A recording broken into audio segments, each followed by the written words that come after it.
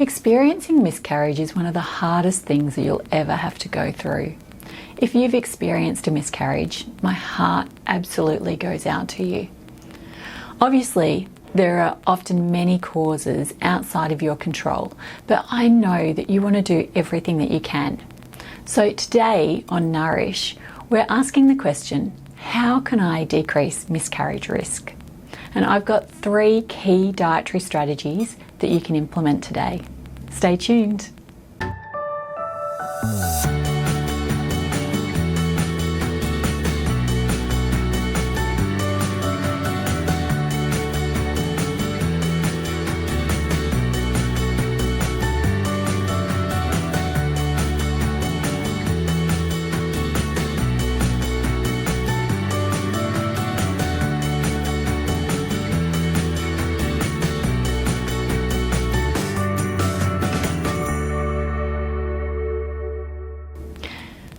A miscarriage occurs when your baby stops growing. There are 3 key dietary factors that can play a role in this. Firstly, research tells us that about half of all miscarriages happen because the chromosomes in the embryo are abnormal, and the miscarriage is the body's way of dealing with an abnormal embryo. So we're going to look at dietary tips for optimizing your baby's chromosomes. Secondly, research has found that adequate amounts of key nutrients are essential for your pregnancy to progress. So we're going to have a look at some of these. And then thirdly, research shows us that certain toxins can cause damage, particularly in the early stages of your pregnancy. So we're going to discuss what you need to avoid. So let's get started. Firstly, when it comes to your baby's chromosomes, there's a lot of factors that we can't do anything about, such as our age. But research shows that our diet has a very big impact on our baby's chromosomal formation. Ensure that you're optimizing your baby's chromosome formation by including adequate amounts of omega-3. Omega-3 really helps to decrease the inflammation surrounding your egg, and that can really help to make sure that you have less risk of chromosomal damage. Secondly, you want to make sure that you're at your healthiest weight, because studies show that women who are in an overweight or an obese category are more likely to have what we call disorganized DNA, and so that can increase risk of miscarriage as well. And then thirdly, we want to be including plenty of antioxidant-rich fruits and veggies in your diet, and they're essential because they really help to conquer the bad free radicals and other toxins in our body. So we need them there as our body's defense system. So the more antioxidant-rich fruits and veggies that you can be eating in your diet, the better. Secondly, our body needs key nutrients to assist with your baby's growth and development.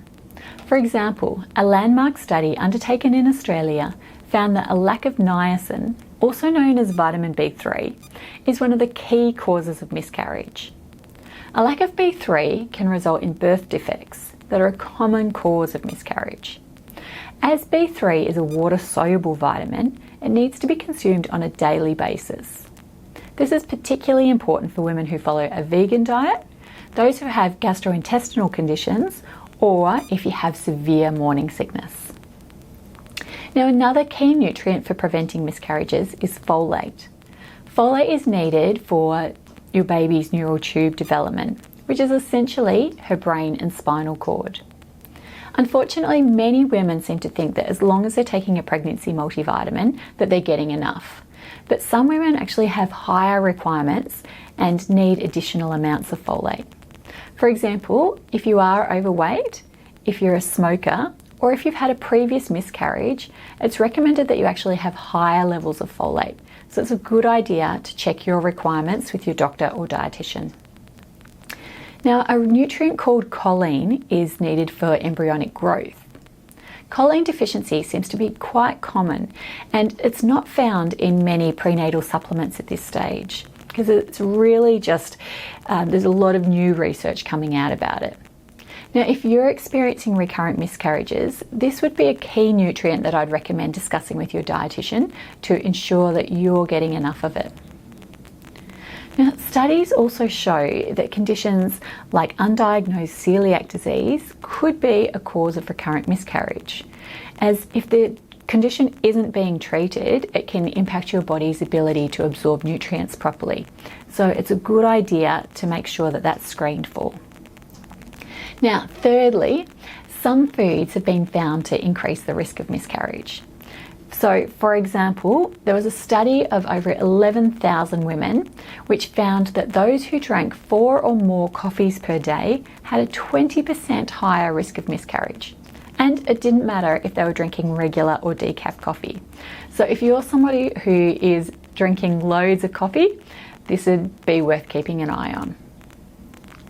Alcohol intake can also increase your risk of miscarriage, so it's important to abstain from alcohol if you're trying to conceive, or obviously if you're pregnant.